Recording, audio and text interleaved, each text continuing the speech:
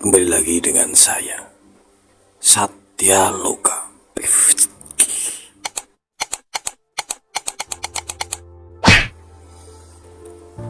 Di sini kita akan membahas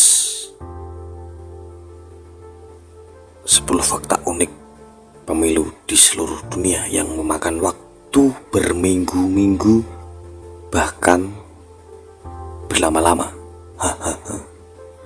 Ayo simak sekarang juga. Pesta demokrasi atau pemilihan umum calon presiden dan wakil presiden di Indonesia memang berjalan dengan meriah. Hingga saat ini rakyat Indonesia masih menyaksikan dan terus pertimbangkan berbagai gagasan capres dan cawapres melalui berbagai cara seperti proses debat resmi yang diselenggarakan oleh KPU. Apa itu KPU? Kalian pasti tahu. Ya, apa itu coba? Kasih tahu sekarang juga di kolom komentar.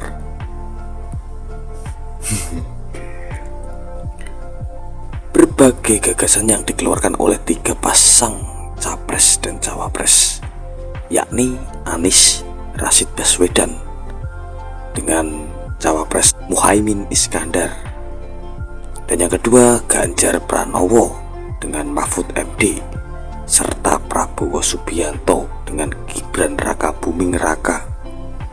Dalam debat resmi bisa dijadikan modal awal untuk memilih di tanggal 14 Februari 2024 besok mendatang.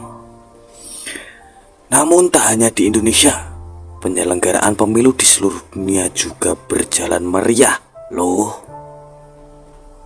Untuk itu, yuk simak 10 fakta unik pemilu di seluruh dunia. Oke, siap-siap Anda menyimak. 1. Hari pemilu di berbagai negara. Pemilu di Amerika Serikat lebih sering diadakan pada hari Selasa. Hal ini merupakan peninggalan dari abad ke-19 yang berhubungan dengan petani. Mana ada petani dengan pemilu berhubungan? Yang ada dong. Ya, kita lanjut. Pada masa itu, petani harus melakukan perjalanan jauh ke tempat pemungutan suara. Namun mereka tak bisa melakukan pemungutan suara di hari Rabu karena harus menyiapkan hari pasar. Sehingga hari Selasa dipilih agar petani memiliki waktu perjalanan ke tempat pemilu sekaligus punya waktu untuk kembali ke rumah. Selanjutnya negara Kanada memilih hari Senin untuk hari pemungutan suara, dan Inggris memilih hari Kamis, dan warga Australia hingga Selandia Baru memilih hari Sabtu. Sedangkan Indonesia akan melaksanakan pemilu pada besok hari Rabu 14 Februari 2024. Ya, 2 negara dengan waktu pemilu terlama. Salah satunya adalah India. India merupakan negara kedua dengan populasi terbesar di dunia dengan jumlah 100 juta orang pemilih yang memenuhi syarat. Karena hal ini, India juga disebut sebagai negara demokrasi terbesar di dunia. Untuk mengakomodasi jumlah pemilihnya yang sangat banyak itu, pemilu di India memakan waktu berminggu-minggu bahkan berbulan-bulan. Pemilu terakhir di India diadakan tahun 2019 lalu yang berlangsung dalam 7 tahap selama 5 minggu untuk memilih 543 anggota parlemen. Walah haki ya cok. Oke, kita lanjut. 3. Pemilu wajib di Australia. Setiap orang Australia yang berusia di atas 18 tahun diwajibkan oleh hukum untuk berpartisipasi dalam pemilihan federal. Siapapun yang tidak hadir pada hari pemilihan akan didenda sebesar $20 AU atau sekitar Rp200.000. Walah, boy man yo. Wis milih lah gak apa. Sesuk aku yo melu milih kok. Bila pelanggar ini tidak membayar denda, mereka bisa dikenakan hukum yang lebih berat, bahkan berujung tuntutan perdata. Sakne. Oke, kita lanjut. 4. Pemilu online. Walah ono-onoe pemilu online. Oke, sejak tahun 2005, masyarakat Estonia dapat memberikan suara dalam pemilu secara online dibandingkan harus mengantri di TPS tempat. Diketahui bahwa pemilu parlemen tahun 2023 di Estonia, lebih dari separuh pemilih memanfaatkan sistem pemungutan suara secara online.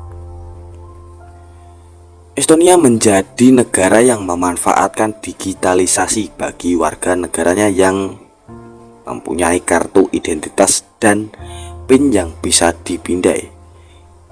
Identitas ini juga bisa digunakan untuk memenuhi sejumlah tanggung jawab sipil, membayar pajak hingga denda perpustakaan.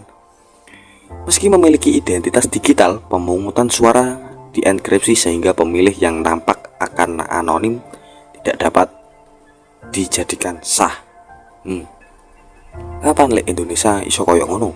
Yo ora ngerti aku. Wis mbah ora. Oke, 5. Pemilu ala Korea Utara yang otoriter. Korea Utara menjadi negara yang dikenal dengan kepemimpinan otoriter. Meski begitu, negara ini juga demokratis loh. Meskipun 99,7%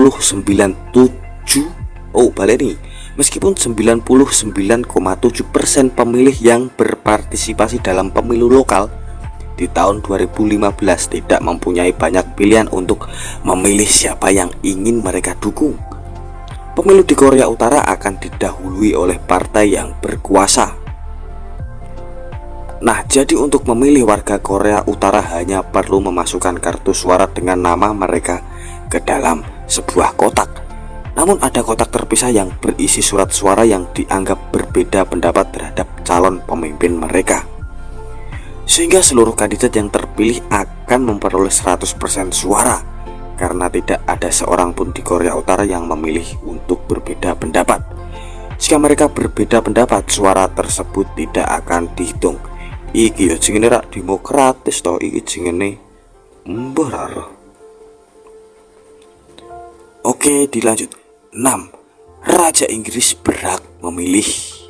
Loh, raja kok memilih? Kudune yo rakyate toh. Oke, tidak ada undang-undang di Inggris yang melarang Raja Charles III untuk berpartisipasi dalam pemilu di negaranya. Namun usut punya usut, mendiang Ratu Elizabeth II jarang memberikan suaranya agar terlihat subjektif mungkin saja. Selama masalah Brexit mencuat pada tahun 2016, juru bicara istana Buckingham menjelaskan bila ratu berada di atas politik, sehingga ada konvensi bahwa keluarga kerajaan tidak memberikan suara dalam pemilihan umum tersebut. 7. Isu literasi. Di Gambia, warga memberikan suara mereka dengan menjatuhkan kelereng ke dalam drum logam.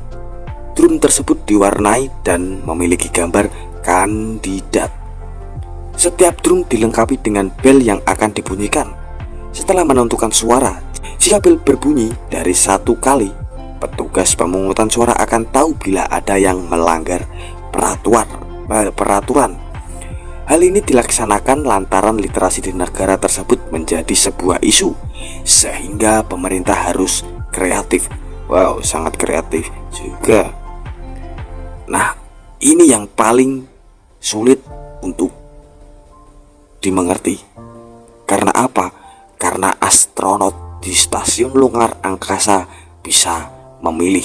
Ya, ini opsi yang ke-8 ya. Astronot Amerika yang berada di stasiun luar angkasa internasional tetap memiliki suara untuk memilih dalam pemilu sejak tahun 1997.